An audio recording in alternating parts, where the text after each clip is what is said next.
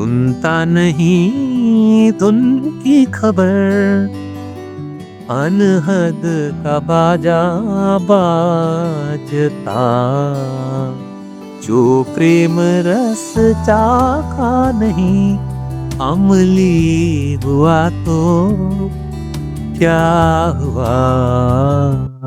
एक समय था जब हमारे इंडियन कल्चर में या इंडिया में कुछ ऐसे संगीत आते थे जो बड़े ही मीनिंगफुल भी होते थे और इमोशनली कनेक्ट भी होते थे। आज भी वो चीज है, लेकिन उस चीज में बहुत कमी है। लव फॉर डूइंग समथिंग, अगर प्रेम में कोई चीज करी जाती है तो फिर थकान नहीं होती।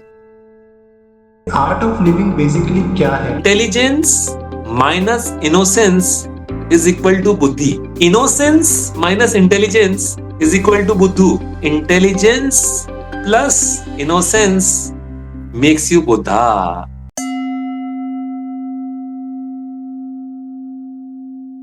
नमस्ते एंड वेलकम एवरीवन। आप सभी का सेल्फ ट्रांसफॉर्मेशन के एक और एपिसोड में आपका दिल से स्वागत है, जहां हम मानते हैं हमारे असली जर्नी तब शुरू होती है जब हम अपने अंदर की आवाज सुनने लगते हैं। सेल्फ अवेयरनेस और इनर पीस से ही सच्चा ट्रांसफॉर्मेशन पाया जा सकता है। मैं हूं अनूप अग्रवाल, आपका होस्ट और दोस्त। मेरा मिशन है आपको ऐसे लोगों से मिलाना जो अपनी जर्नी से हमें इंस्पायर कर सके। आज के एपिसोड में हम बहुत ही डिवाइन और म्यूजिकल जर्नी को एक्सप्लोर करने वाले हैं। मैं चाहता हूं कि इस कन्वर्सेशन को आप सिर्फ सुने नहीं बल्कि महसूस करने की कोशिश करें। हमारे आज के जो गेस्ट हैं वो एक म्यूजिशियन हैं, एक मेडिटेटर हैं, एक आर्ट ऑफ लिविंग के डेडिकेटेड सेवक भी हैं। म्यूजिक, ध्यान और भक्ति का एक लाइव एग्जाम्पल है। तो बिना किसी देरी के चलिए हमारे स्क्रीन में उन्हें इनवाइट करते हैं। वो है हमारे आज के guest doctor Saurabh Shekhawat ji. Thank you Anoop ji. Saurabh ji, आपका दिल से स्वागत है हमारे सेल्फ ट्रांसफॉर्मेशन के पॉडकास्ट में। एंड इस पॉडकास्ट के लिए मेरा सबसे दिल से करीब और पहला सवाल आपके तरफ में ये है कि म्यूजिक की जब बात आती है तो लोग ज्यादातर म्यूजिक को सिर्फ एंटरटेनमेंट के तौर पे देखते हैं या समझते हैं, लेकिन आपका जो सफर रहा है वो म्यूजिक से मेडिटेशन की तरफ में रहा है। इस जर्नी के बारे में शेयर करेंगे? अनूप जी, पहले तो मैं आपका बहुत बहुत धन्यवाद देना चाहता हूँ कि आपने मुझे आपके इस डिवाइन ऑब्जेक्टिव में, आपका जो मिशन है उसमें मुझे जोड़ा। और आई थिंक आप इतने सारे लोगों के जीवन में एक बदलाव लाने का मुहिम छेड़ रहे हैं, उसमें आपने मुझे भी ऐसा समझा कि मैं आपका कुछ सहयोग कर सकूं। तो आपका जैसा सवाल है कि संगीत का ध्यान से क्या संबंध है, देखिए हम तो सनातन पद्धति से आते हैं और माँ सरस्वती तो संगीत की ही देवी हैं, विद्या और संगीत की देवी हैं। तो माँ सरस्वती को ही अगर देखते हैं तो वीणा धारे हुए हैं वो। और तो संगीत तो हमारे ऐसा मानते हैं कि कल्चर का पार्ट है, और संगीत की प्रैक्टिस को भी साधना ही कहते हैं। तो मुझे लगता है कि जैसे एज ए वैज्ञानिक स्टूडेंट मैंने ये पाया कि भाई, मैंने सुना भी और मैं मानता भी हूँ कि हमारे मस्तिष्क के दो भाग हैं, left part and the right part of the brain. हम जैसे जैसे बड़े होते जा रहे हैं, परिपक्व होते जा रहे हैं, हम right part of the brain जो कि क्रिएटिव एस्पेक्ट को दर्शाता है, उसको कहीं ना कहीं हम बैक सीट पे ले जाते हैं। और left part of the brain तर्क वितर्क को, जैसे आज भी अभी हम बात कर रहे हैं, वो तर्क वितर्क के तौर पे left part of the brain को ज्यादा यूज करते हुए कर रहे हैं। तो मैंने ऐसा पाया कि right part of the brain जो संगीत का जरिया है, या हमारे जो एंशिएंट चैंट्स हैं या कुछ भजन हैं, उसको हम लोगों ने उसको रॉक स्टाइल में उसको गिटार के साथ फ्यूज किया सो दैट ये थोड़ा टेंजिबल हो आज के युग में। तो मैंने ऐसा पाया, जो मैं कई कई कई घंटे की बातों में जो मैं बयान नहीं कर सकता हूँ, जो मैं व्यक्त नहीं कर पाता हूँ, मैं कई बार 5 मिनट के या 2 मिनट के एक संगीत के वो सुर से ही वो मैं कम्युनिकेट कर पाता हूँ। तो आई थिंक संगीत का एक संगीत बहुत बड़ा माध्यम है अपने को पहचानने का और अपने में उतरने का। True, very true.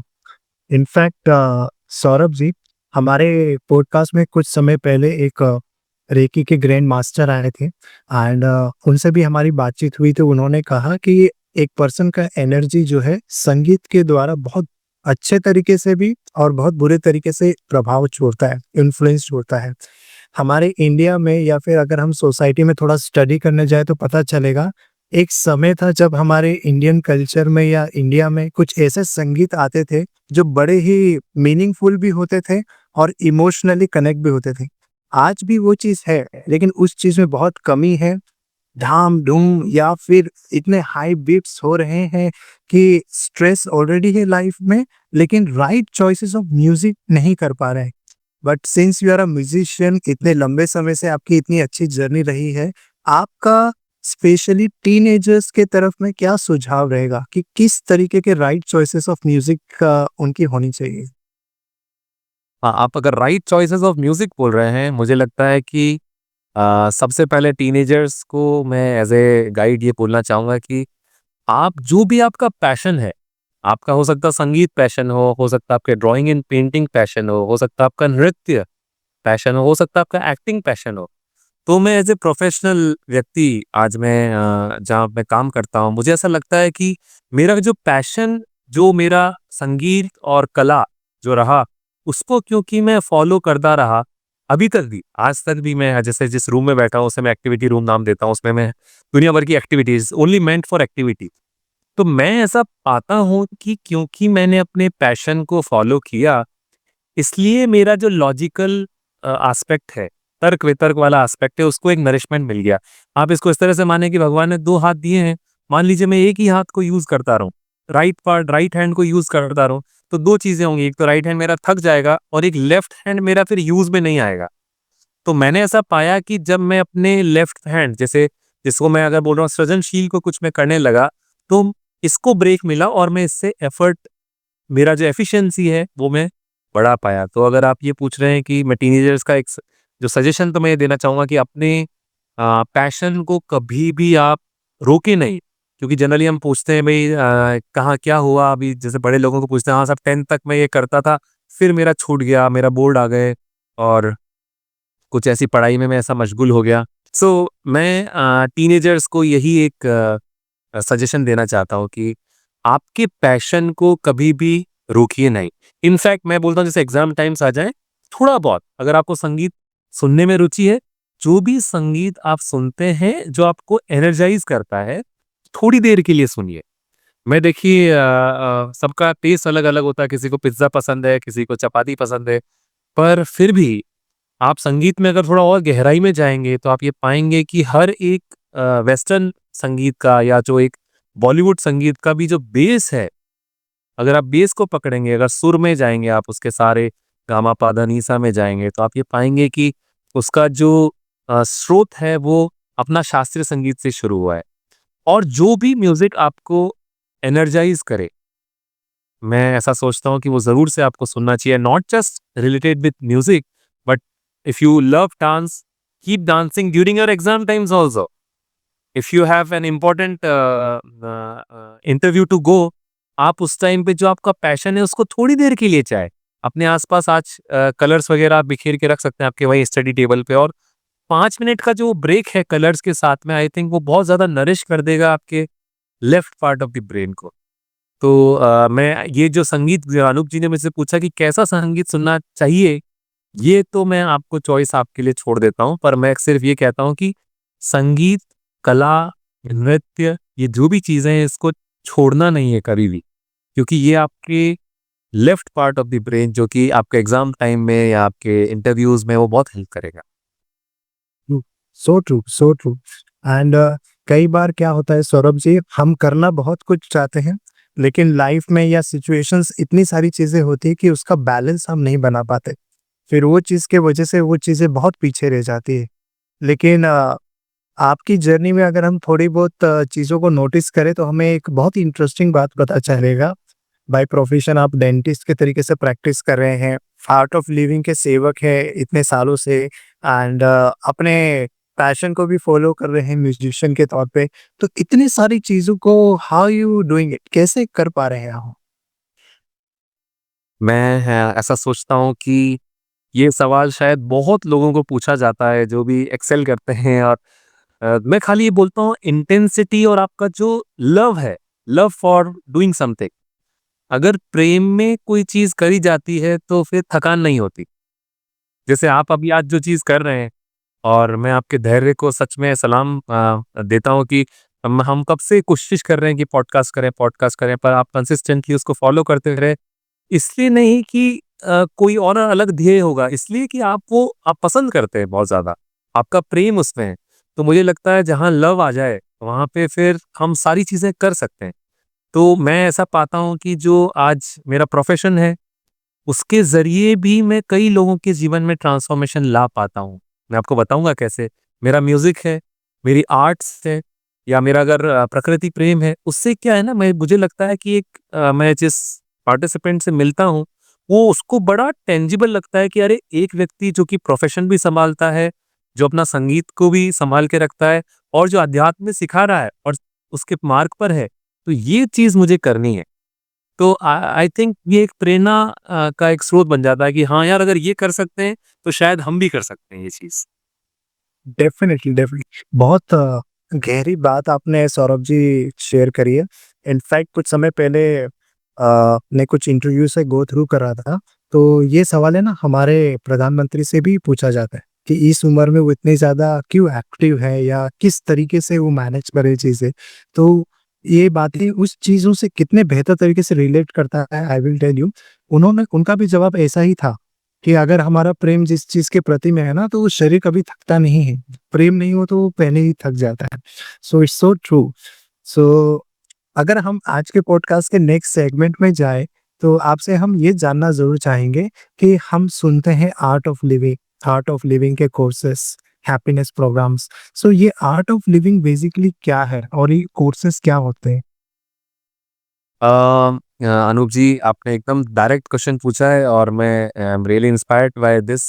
तो मैं खाली ये बात कहना चाहता हूँ कि देखिए, क्योंकि हमारे शायद पॉडकास्ट के जो व्यूअर्स होंगे सारे टेक सेवी होंगे, तो मैं आपको बोलना चाहता हूँ आज हम कितना ज़्यादा समय अपना जो जिस भी गैजेट के थ्रू आप मुझे वॉच कर रहे हैं, आप हमें सुन रहे हैं, उस पे ध्यान ले जाते हैं। जैसे अगर आप लैपटॉप यूज़ कर रहे हैं या आप स्मार्टफ़ोन यूज़ कर रहे हैं, उसकी बैटरी आपने एकदम चार्ज कर रखी होगी, आपने सिस्टम अपडेट कर रखा होगा, आपने बेस्ट वर्ज़न ऑफ अपना फ़ोन ले रखा होगा, जो भी अपनी क्षमता है।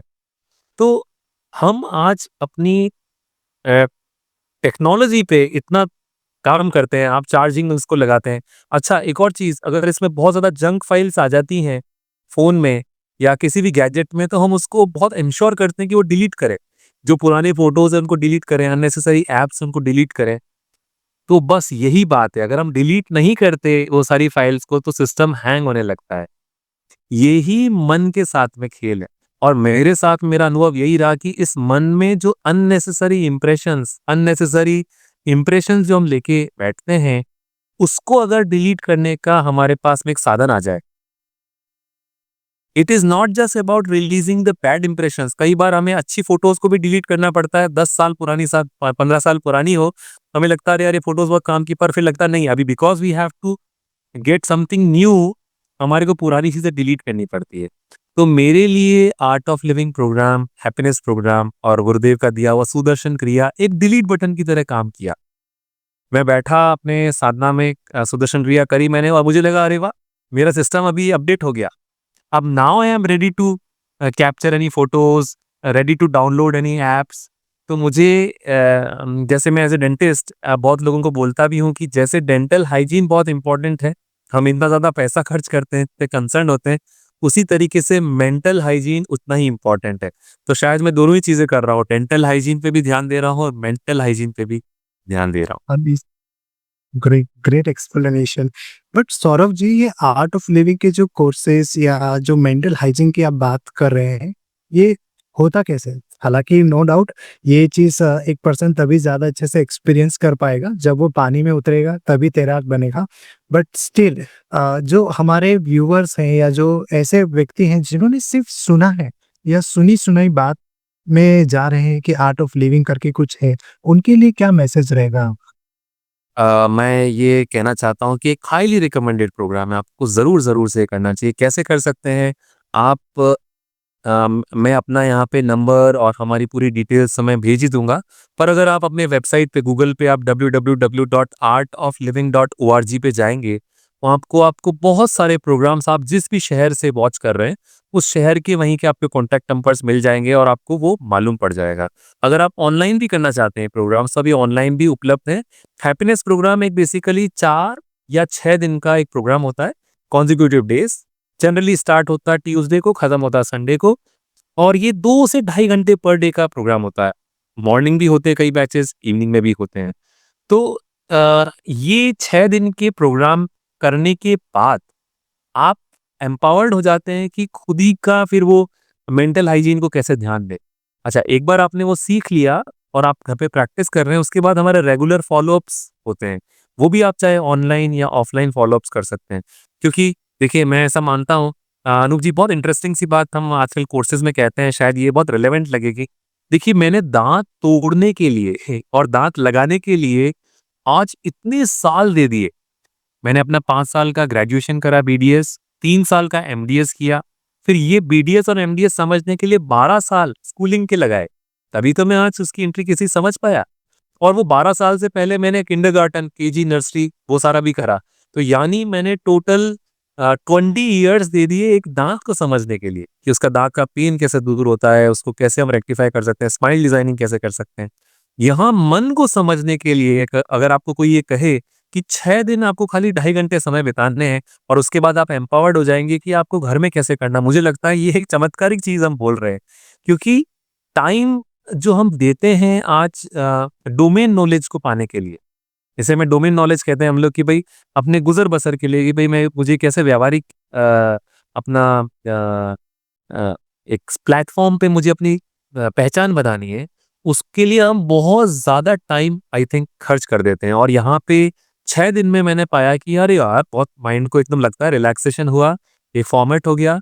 और उसके बाद में जैसे आपको हैप्पीनेस प्रोग्राम अच्छा लगता है, जो कि लगेगा अगर आपने पूरा किया, ये मेरा दावा है।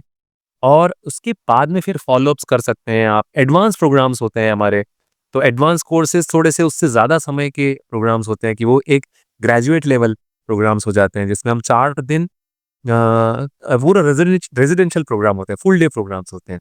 तो आई थिंक ये हैप्पीनेस प्रोग्राम तो एक ऐसा गुलाब जामुन है जो खाने लायक है, इसको तो छोड़ना ही नहीं है। Great, great.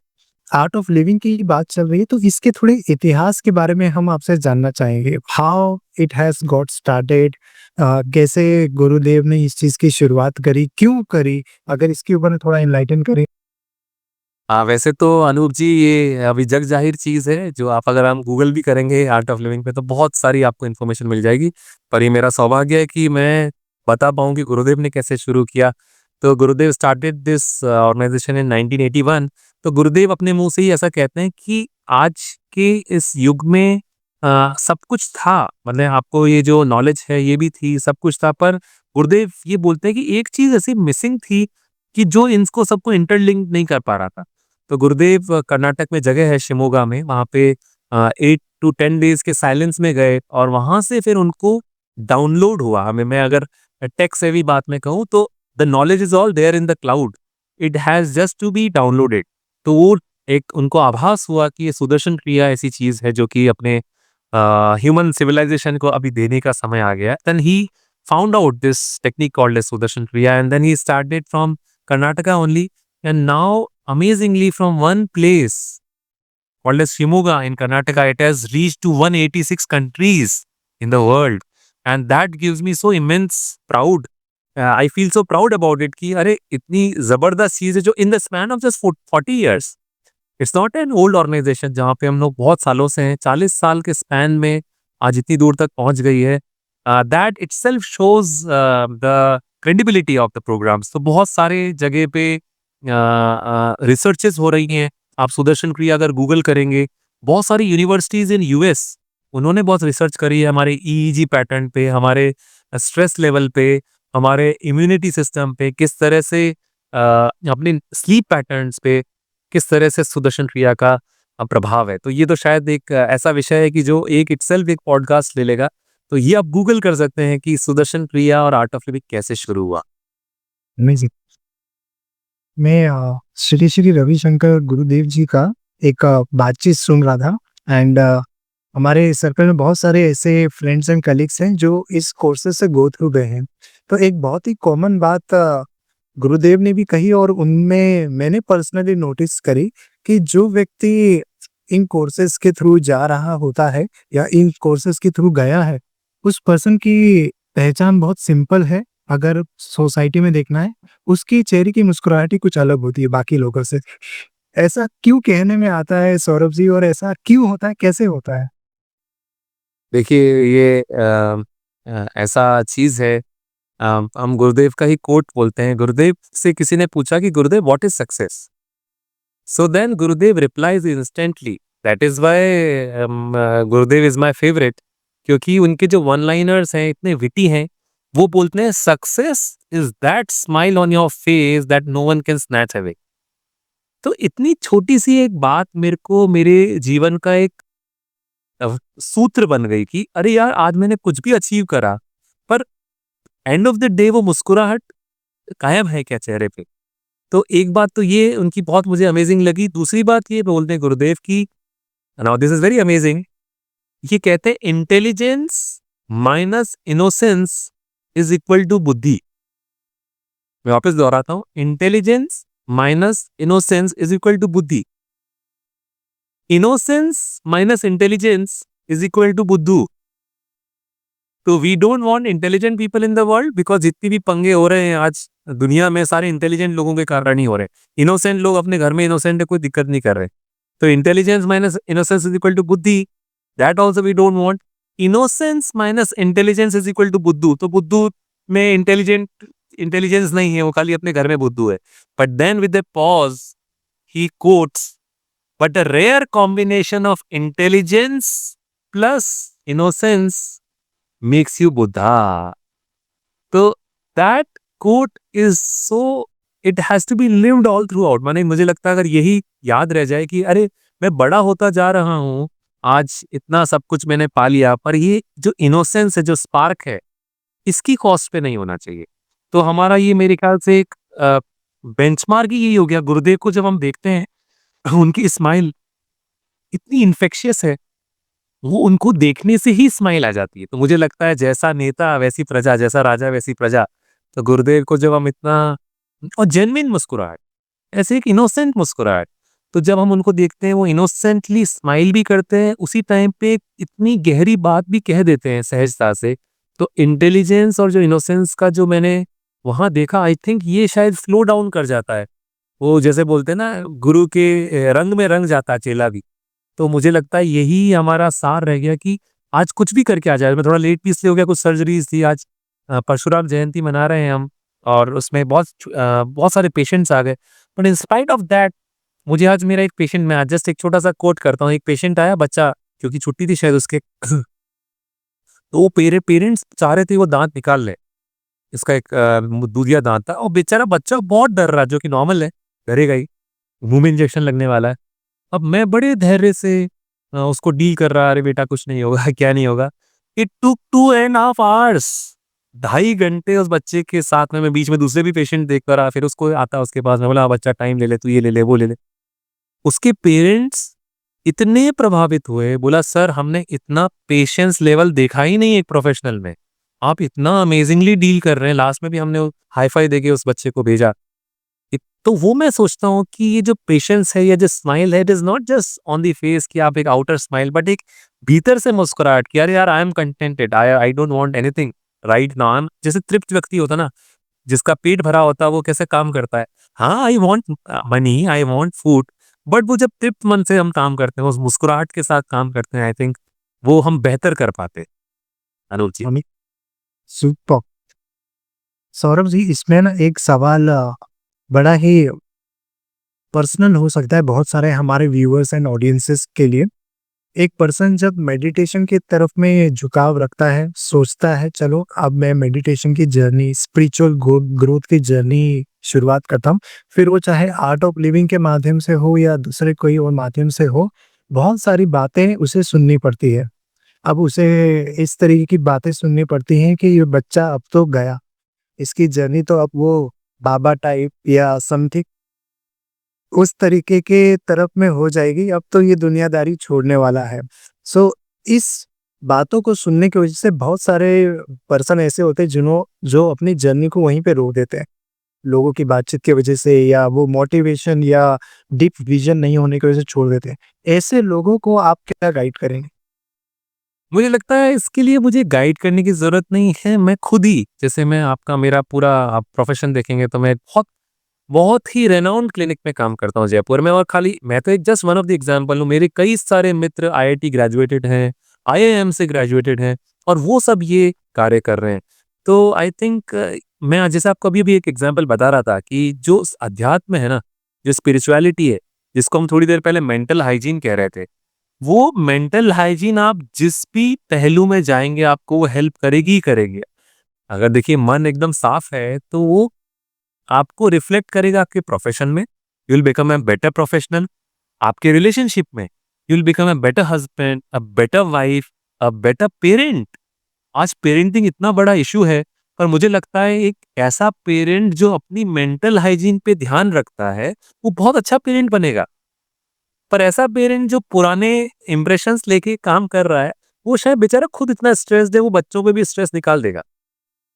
तो मैं आपको ये कहना चाहता हूँ कि आपको प्रोफेशनली अगर ग्रो करना है, आपको एक्सेल करना है आज किसी भी प्रोफेशन में, आज हम अपने क्लिनिक पे भी देखते हैं तो हम ऐसे लोगों को हायर करते हैं जो मुस्कुराते ज्यादा हैं, जो कॉन्फिडेंट हो, जो पेशेंट डीलिंग में बहुत अच्छे हो, उनकी नॉलेज जो डोमेन नॉलेज है ना वो चाहे बैकसीट आ जाए उनको शायद वो अच्छे से इंग्लिश पढ़नी नहीं आती हो, पर आज वो कितने कॉन्फिडेंट हैं, कितने अच्छे से स्माइल के साथ बात करते हैं।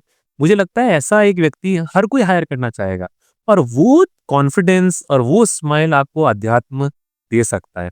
मेरे को तो मिला है, मेरे को तो अपने प्रोफेशन में बहुत हेल्प मिलती है इस हैप्पीनेस प्रोग्राम से। सुपर। आपने एक बात बहुत इम्पोर्टेंट छेड़ी सरोजी, वो है पेरेंटिंग के बारे में। आज के डेट पे पेरेंटिंग या फिर एक चिल्ड्रन की ग्रोथ फैमिली के साथ में होना बहुत टफ भी है और उतना भी आसान भी है। डिपेंड्स वो फैमिली किस तरीके के कल्चर को फॉलो कर रहा है। सो आपके लिए गो टू टिप्स या गो टू सजेशंस क्या होंगे पेरेंटिंग के लिए? मैं आपने बहुत अच्छा सवाल पूछा। इनफैक्ट मैं जब बोल रहा था मुझे लग रहा था ये सवाल ज़रूर आएगा अनूप जी से कि पेरेंटिंग पे हम कैसे काम करें। मैं देखिए मेरे पास बहुत सारे कॉल्स आते हैं कि सर हमारे बच्चे में अभी ये हो गया, मेरे बच्चे में ये हो गया, वो हो गया, वो सुन नहीं रहा हमारी बात और ड्रिंक्स कर रहा है, वीड ले रहा है, आजकल की पता नहीं क्या-क्या चीज़ें एमडी, एलडी पता नहीं क्या-क्या चीज़ें आ गई। मैं उनको एक बात बोलता हूँ कि देखिए बच और थोड़ा स्ट्रेट बोलता हूँ, बच्चा जो भी कर रहा है, आप ऐसा कोई आध्यात्मिक प्रोग्राम कर रहे हैं क्या? नहीं सर हमें ज़रूरत नहीं है, बच्चे को आप सर ज़रूर कराइए। मैं बोला नहीं उस बच्चे को छोड़िए, आप कर रहे हैं क्या पहले? तो मैं उन पे फ़ोकस करता हूँ कि भई देखिए बच्चे आज कॉपीकैट्स हैं, बच्चे आप ऐसा नहीं हो सकते, आप फ़ोन पे लगे हुए हैं और बच्चों को एक्सपेक्ट करें कि बेटा फ़ोन देखना अच्छा नहीं है। आप तो फ़ोन पे पूरी टाइम लगे हुए हैं, तो आप जो कर रहे हैं बच्चा वो करेगा। आप मंदिर जाते हैं, आपको बच्चा देख के इंस्पायर होता है, वो धीरे-धीरे मंदिर जाने लगेगा। अगर आप उसको लॉजिकली समझाएँगे बेटा मंदिर जाना क्यों अच्छा है। आप प्रकृति प्रेमी हैं, बच्चे में डेफिनिटली वो प्रकृति प्रेम नेचुरली आएगा। उसको कुछ करना नहीं है, मेरे पापा रोज़ पेड़ लगाते हैं, बच्चा क्यों नहीं करेगा? आप नेचर की केयर करते हैं या कुछ भी चीज़ आप सेंसिटिव हैं, बच्चे में भी वो आएगा। तो मुझे लगता है as a good parent, as a responsible parent, I think you must experience this happiness program first. Get rid of your mental clutter. जब आप साफ हो गया मन अंदर से, अब मैं एक्शन, अब मेरे पास सामने स्थिति है, हाँ बच्चा सुन नहीं रहा है, हाँ बच्चा बड़ा स्ट्रेस्ड है, हाँ बट बच्चा बड़ा एग्रेसिव हो रखा है, अब उस पे क्या काम कर सकते हैं। तो हमारे जो प्रोग्राम्स हैं अनूप जी, वो बहुत सारे प्रोग्राम्स खाली बच्चों के लिए ही बने हैं। जैसे 3rd, 4th, 5th, 6th, 7th के बच्चे तीसरी क्लास से चालू हो जाते हैं प्रोग्राम्स और इतने मौज मस्ती वाले, इतने खेलों के साथ में खेल-खेल में बच्चों को सिखाया जाता है। तीसरी, चौथी, 5वीं, छठी, 7वीं के लिए प्रोग्राम का नाम है उत्कर्ष योगा। मैं फिर से दोहराता हूँ उत्कर्ष योगा क्योंकि अभी छुट्टियों का टाइम चालू हो गया है। आप ज़रूर से अपने बच्चे को उत्कर्ष योगा करवाइए जिसमें खेल-खेल में बच्चा सीख जाता है। मेरे बच्चे ने वो प्रोग्राम किया, मैं इंश्योर करता हूँ कि वो बच्चा मेरा वो सुदर्शन क्रिया जो चाइल्ड क्रिया है वो करता है या नहीं करता है। फिर उसके बाद में 8वीं, 9वीं, 10वीं, 11वीं, 12वीं ये एक ऐसा टाइम है टीनेज का। देखिए मैं कल मैच वॉच कर रहा था अनूप जी, और वैभव सूर्यवंशी को मैं देख रहा था। I was so inspired. आप लोगों ने भी देखा होगा राजस्थान रॉयल्स में क्या चौके छक्के मारे हैं लड़के ने, बच्चे ने। आज का युवा जो ये टीनेजर है, ये इनफाइनाइट पोटेंशियल वाला बच्चा है। ये एक नेक्स्ट जेन है, नेक्स्ट जेन जी जो जिसे कहते हैं। इन लोगों के लिए प्रोग्राम बनाया गया है मेधा योगा। ये मेधा योगा प्रोग्राम, एज ए मैं पेरेंट आपसे बात कर रहा हूँ, ये क्योंकि क्या होता है, बच्चे पेरेंट्स की नहीं सुनते, पर वो जब उस ग्रुप में आते हैं, वो सारे टीनेजर्स साथ में होते हैं, उनका मेंटोर जो टीचर है, मैं आपको क्या बताऊं अनूप जी, इतनी सारी सेंसिटिव टॉपिक्स को वो लेता है। हम सेक्स की बात करते हैं, हम वहाँ पे रिलेशनशिप की बात करते हैं, वहाँ पे पोर्नोग्राफी की बात होती है, वहाँ पे ये जो सोशल मीडिया में इतने डिस्ट्रैक्शंस है उसकी बात होती है, रिलेशनशिप्स की बात होती है, कॉन्सेंट्रेशन प्राणायाम की बात होती है कि कैसे बच्चा कॉन्सेंट्रेशन अच्छा कर पाए। तो मुझे लगता है ये सारे जो सेंसिटिव टॉपिक्स हैं, जो एक पेरेंट कहीं न कहीं वो सोचता है, यार मैं कैसे बात करूँगा आज मेरी बच्ची से, बच्चे से। वो प्लेटफ़ॉर्म जो मेधा योगा मैं कह रहा हूँ, इतना सुपर्ब है, बच्चा एकदम निखर के बाहर आता है। तो एज़ ए पेरेंट मैं आपको टिप बोलूँ, सबसे पहले आप करिए। देखिए बच्चा ऐसा नहीं हो सकता, ये वन हैंड क्लैप नहीं हो सकती कि बच्चे को तो आप सारा ज्ञान दें और आप उसको फ़ॉलो नहीं करें कि हाँ, मुझे टाइम नहीं है या मुझे मेरे लिए नहीं है, मैं तो अपना ठीक है, अपना स्ट्रेस निकाल देता हूँ। नहीं, आपका स्ट्रेस निकलना बहुत ज़रूरी है। आप पहले डिक्लटर होइए, फिर बच्चों को भी धीरे-धीरे लाइए। फिर हमारे जैसे बहुत सारे प्रोग्राम्स आजकल रिट्रीट प्रोग्राम्स होते हैं। हम ऋषिकेश जा रहे हैं कुछ दिन में, ले जाते हैं। इनफैक्ट हम कश्मीर का भी प्लान कर रहे थे अनूप जी, कि वहाँ पे जाके हम प्रोग्राम करें। तो ऐसे रिट्रीट में जब आप पूरी फैमिली के साथ में जाते हैं, आई थिंक बच्चों को बहुत-बहुत अच्छा लगेगा। इट्स एक रामबाण है ये। Amazing, so great, so great. वो सौरभ जी, हमारे आर्ट ऑफ लिविंग में सुदर्शन क्रिया की बड़ी बातचीत होती है। अगर इस चीज के बारे में थोड़ा सा एनलाइटन करेंगे तो हमारे व्यूवर्स इसे समझ सके, सुदर्शन क्रिया के बारे में। जी। जी, देखिए, सु माने प्रॉपर, दर्शन माने विज़न, और क्रिया माने यानी प्यूरिफाइंग प्रोसेस। ऐसी प्रक्रिया जिससे आप खुद ही का प्रॉपर दर्शन कर पाएँ कि आप हैं कौन? क्या अनूप जी और सौरभ ये खाली शरीर है, कुर्ता पहना हुआ जो ग्रीन कलर का है, ये फिरोज़ी कलर का कुर्ता पहना हुआ, ये जो बोल रहा है मन ही है या इसके परे है? तो सुदर्शन क्रिया बेसिकली अपने आप को पहचानने का जो नाम है। बाय डेफिनेशन इट सेज कि to know you, to have a darshan of yourself. अब होता क्या है, Sudarshan Kriya is basically rhythmic breathing process. एक लयबद्ध सांस लेने की प्रक्रिया है, जिसको अनुभव करने के बाद में आप ध्यान की ओर सहजता से ही अग्रसर हो जाते हैं। मैं आज एक बहुत सुंदर सा एग्जांपल दे रहा था। सुदर्शन क्रिया एक चील को फ्लैप करती है, जैसे चील ऊपर आसमान में, वो उसकी तरह है। और उसके बाद वो छोड़ देती है अपने विंग्स को, फिर वो ग्लाइड करती है खाली। वो खाली ग्लाइड करती है हवा के साथ में। तो सुदर्शन क्रिया बेसिकली आपको वो ध्यान की तरफ ले जाने का सहज सहज माध्यम है। बड़ा सिंपल पर बहुत ही पावरफुल एक ये प्रोसेस है, जिसको करने में लगभग 20 से 25 मिनट लगते हैं सिर्फ पर डे। मुझे एज ए मैं स्टूडेंट था जब मैंने प्रोग्राम किया था, मुझे लगता अरे इतने सारे असाइनमेंट्स हैं, इतने सारे काम होते हैं, एग्जाम्स क्लियर करने होते हैं, तो वो करने मुझे लगा यार 25 मिनट तो मैं कर सकता हूँ, 25 मिनट मैंने कर लूंगा। तो ये मुझे बड़ा टेंजिबल लगा कि 25 मिनट करने से ही मुझे ऐसा लगता है कि अरे हाँ, वो मेंटल हाइजीन वाली चीज हो गई। तो और ज्यादा डिटेल्स मैं फिर कहूंगा, अगर आपको और ज्यादा रुचि है, बस गूगल करिए सुदर्शन क्रिया, आपको दुनिया भर के प्रोसेसेस मिल जाएंगे। बस मैं फिर वही कहता हूँ, ऐसा गुलाब जामुन है जो चखने के बाद ही मालूम पड़ेगा कि कैसा स्वाद है। तो अमेजिंग। इनफैक्ट सौरभ जी, हमारे हेल्थ कोचिंग के इंडस्ट्रीज में हम अपने स्टूडेंट से भी जब भी बात करते हैं तो ये बात को जरूर ऐड करते हैं, वक्त के साथ इंसानों ने किस तरीके से अपने ब्रीथिंग टेक्निक को भूल चुके हैं।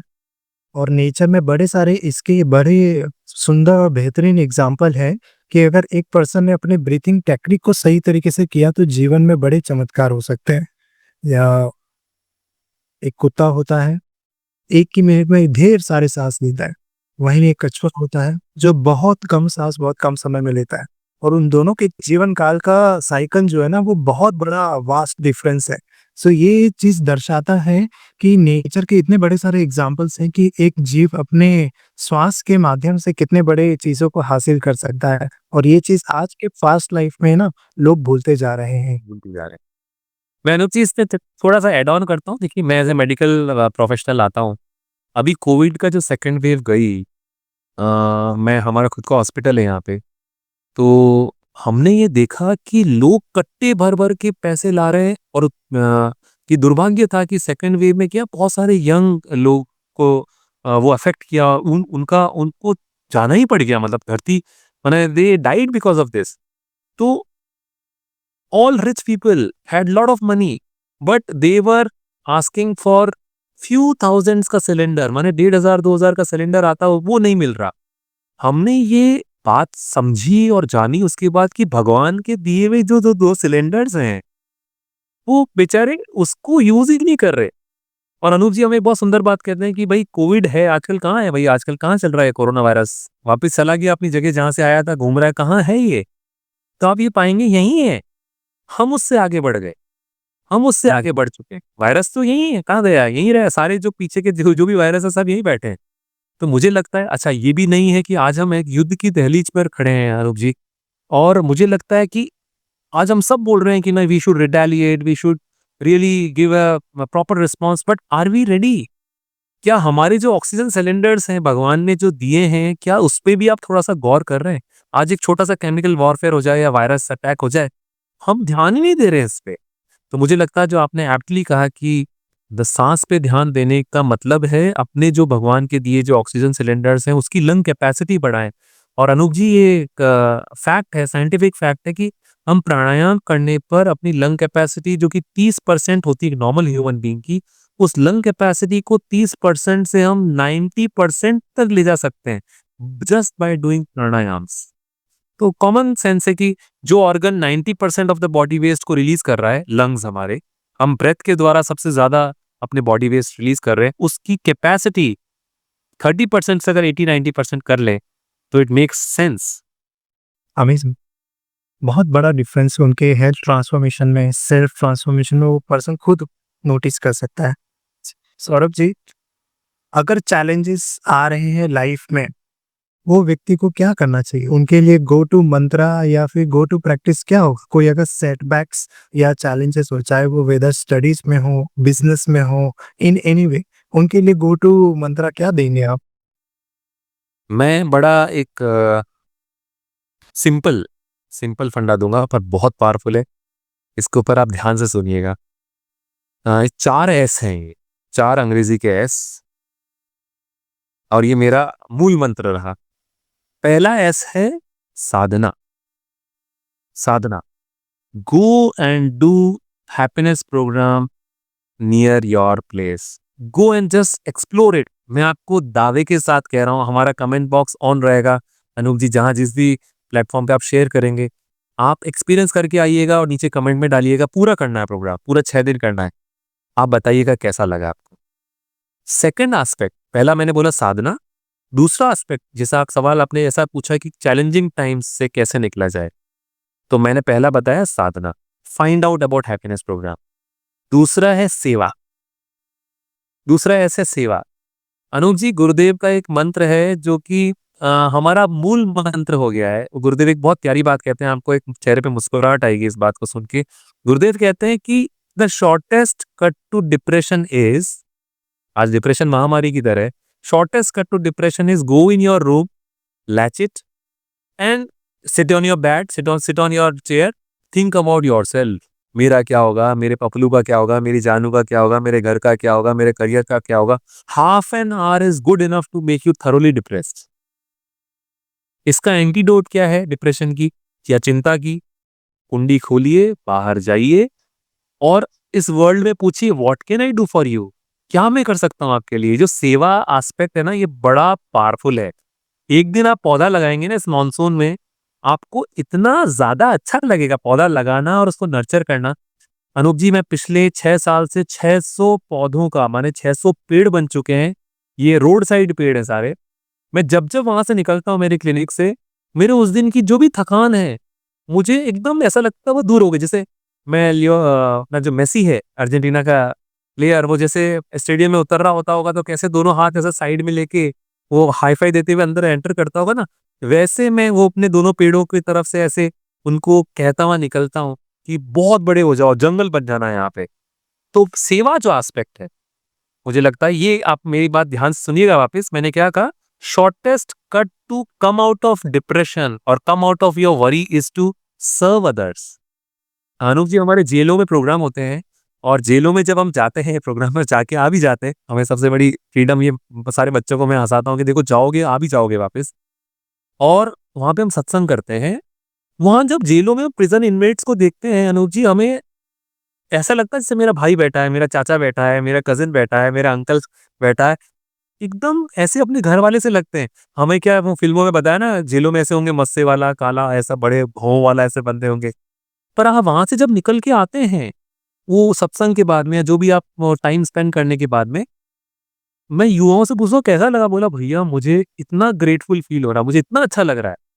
तो देखिए, चुनौतियों से पार करने का एक माध्यम है सेवा। जब आप देखते हैं कि अरे आपसे कितने ज्यादा दुर्भाग्यपूर्ण स्थिति में लोग हैं ऑलरेडी, तो मैं क्या बोला? सेवा। दूसरा मैंने बोला साधना। तीसरा मैं बोलता हूँ सत्संग। इनफैक्ट मैं क्या बोलता हूँ, सारे गुरुदेव की बात कोट कर रहा हूँ पर मैं क्रेडिट ले रहा हूँ यहाँ पे क्योंकि मेरा पॉडकास्ट हो रहा है। तो तीसरा बोल रहे हैं सत्संग। अब सत्संग को हम क्या सोचते हैं? सत्संग माने चलो क्या भजन जाना, भजन बजाना या मंदिरों में जाके? नहीं, it is not just about singing, it is about संघा, द कंपनी। बुद्ध बोल के गए, बुद्धम शरणम गच्छामि, संघम शरणम गच्छामि, धम्मम शरणम गच्छामि। तो ये तो बुद्ध के जमाने से कई कई पुरातन काल से बात होती रही कि संघ में जो व्यक्ति है वो आज शक्तिशाली है, जो कलेक्टिव उसमें है वो शक्तिशाली है। तो सत्संग means what? Being in a company, being in a sangha, that will make you come out of your चुनाव, come out of your challenges, come out of your worries like a snap। आज मैं अगर छोटा सा एक और साधना सेवा सत्संग की जो मैं बात कह रहा हूँ अनूप जी, आज इतने ज्यादा टेररिस्ट नहीं है इस धरती पे। टेररिस्ट की मात्रा कम है, अच्छे लोगों की मात्रा इस दुनिया में बहुत ज्यादा है। पर टेररिस्ट इतना न्यूज बना रहे हैं दो मेजर कारणों से। ये बड़ा इंटरेस्टिंग है। देखिए, ज्वलंत इश्यू चल रहा है इसलिए मैं उस टॉपिक को छेड़ रहा हूँ। एक तो ये कि वो सब संघ में, दे आर इन संघ को क्या क्या बोलेंगे आप, एक उनका एक ऑर्गेनाइजेशन, और दूसरा उनका कमिटमेंट लेवल। आज अच्छे लोग जो हैं, हम और आप जो आपको सुन रहे हैं, संघ में नहीं आ रहे हैं, अपने अपने घरों में अच्छे हैं। तो गुरुदेव एक बात करते हैं, संघे शक्ति कलयुगे। आज के युग में जो भी व्यक्ति संघ में है, आप एम्पावर्ड फील करेंगे। आपकी जो भी चुनौतियां हैं, आपके जो भी चैलेंजेस चल रहे हैं, आपके जो भी डाउनफॉल्स चल रहे हैं, आप जब संघ में आएंगे आपको बहुत अच्छा लगेगा। तो मैंने तीसरा बताया संघ, साधना, आपकी प्रैक्टिस, सेवा, सर्विस। तीसरा है company of truth. It is all about singing also. Singing भी वो हम सब सारे गेट टुगेदर करते हैं, और वो उस कंपनी में आना, सत्व की कंपनी में। देखिए, हम दारू पीना कैसे चालू करते हैं? जब हमारे यार दोस्त सारे संग में होते हैं, अरे यार एक पैग हमारे नाम, एक पैग हमारे नाम। तो अगर नेगेटिव चीजें संग में फैल सकती है तो पॉजिटिव चीजें भी फैलती है। थर्ड इज संगा। Fourth is silence. साइलेंस एक बड़ा अनएक्सप्लोर्ड एवेन्यू है। तो ये साइलेंस के साथ में जब आप थोड़ा सा समय बिताएंगे तो आई थिंक बहुत सारी चुनौतियों से पार पा पाएंगे। हम सोचते हैं साइलेंस कैसे मेरी चुनौतियों से मेरे को पार पा सकता है। तो हमारे जो संत लोग रहे, हमारे ऋषि लोग रहे, एक्चुअली ऋषिज एंड वैज्ञानिक, जो ऋषि थे वही वैज्ञानिक थे, जो साइंटिस्ट थे उन्हीं को ऋषि कहा जाता था। तो वो कुछ चीजें गा के गए। वो ये बोलते रहे कि एक ऐसा समय आएगा कि जब टेक्नोलॉजिकली तो हम बहुत स्मार्ट हो जाएंगे, पर जो उपयोग कर रहे हैं टेक्नोलॉजी को वो उतने स्मार्ट नहीं रहेंगे, वो थोड़े मूर्ख हो जाएंगे, क्योंकि उनके पास ये समय ही नहीं रहेगा कि वो थोड़ा सा पॉज लें। जैसे गुरुदेव कहते हैं स्लो डाउन, कूल डाउन। वो पॉज लेके ये मंथन करें कि भाई what is the purpose of me being here, what is the purpose. तो ये हमारे ऋषियों ने गा के सुनाया। मेरे हाथ में गिटार है मेरा। वो बोलते हैं, सुनता नहीं धुन की खबर, सुनता नहीं धुन की खबर, अनहद का बाजा बाजता, अनहद का बाजा बज रहा है। ये आपने सुना होगा जब कभी आप समुद्र तट पे हैं या किसी ऊंचे पहाड़ पर अकेले हैं बिना सेल्फी वगैरह के, और वहां कुछ हवाएं चल रही होती है, आप अपने साथ में हैं, तो बोलते हैं सुनता नहीं धुन की खबर, अनहद का बाजा बाजता, रसमंद मंदर बाजता, बाहर सुने तो क्या हुआ, सुनता नहीं धुन की खबर, अनहद का बाजा बाजता। फिर कहते हैं गांजा फीम और पोस्त भांग, भांगे शराबे पीवता,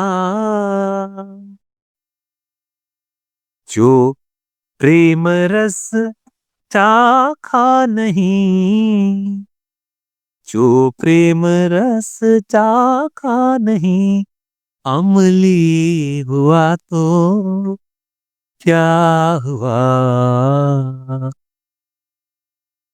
अगले पैरा में ये बोलते हैं कि आपस में तो हम बिजनेस करते ही अनूप जी, भगवान को भी नहीं बख्शते, भगवान को भी लपेटे में ले लेते हैं, उनको भी टोपी पहनाते हैं। आज मंगलवार है, हाँ साहब मंगलवार को नहीं लेता हूं मैं, पर बुधवार को कुछ छोड़ता नहीं हूं। तो इसके लिए क्या गाते हैं हमारे ऋषि लोग, काशी गया और द्वारका, तीरथ सकल भरमत फिरा, गांठी न छूटी कपट की, गांठी न छूटी कपट की, तीरथ गया तो क्या हुआ। Amazing, amazing, so soulful, so meaningful, unbelievable. So Saurabh ji, music के माध्यम से बहुत सारे डीप मैसेजेस तो आपने दिए, प्लस 4 ऐसे स्टेप्स भी बताए जो डेफिनेटली ग्रोथ और डेवलपमेंट के लिए हमें ज़रूरी है। इसी म्यूजिक के माध्यम से कुछ और तार अगर छेड़ने हो, तो आपकी तरफ से क्या मैसेज रहेगा हमारे व्यूअर्स के लिए, उनके सेल्फ ट्रांसफॉर्मेशन को पाने के लिए? अपना खासकर अपना जो सनातन पद्धति रही है और अपनी जो फिलॉसफी रही है, इतनी अमेजिंग रही है कि गहरी गहरी बातें गाते गाते सुना दी गई। तो जैसे मैं अभी गा रहा था, सुनता नहीं धुन की खबर, अनहद का बाजा बज रहा है, तो इसी के साथ में ही आगे हमारे ऋषि गाते हैं कि भाई तू जो ढूंढ रहा है, जहां पे जिसको भी ढूंढ रहा है, ultimately you are seeking happiness, whatever you are doing it for happiness. See, we are doing this podcast ultimately so that we feel happy, both of us feel happy, and the people who are watching us become happy.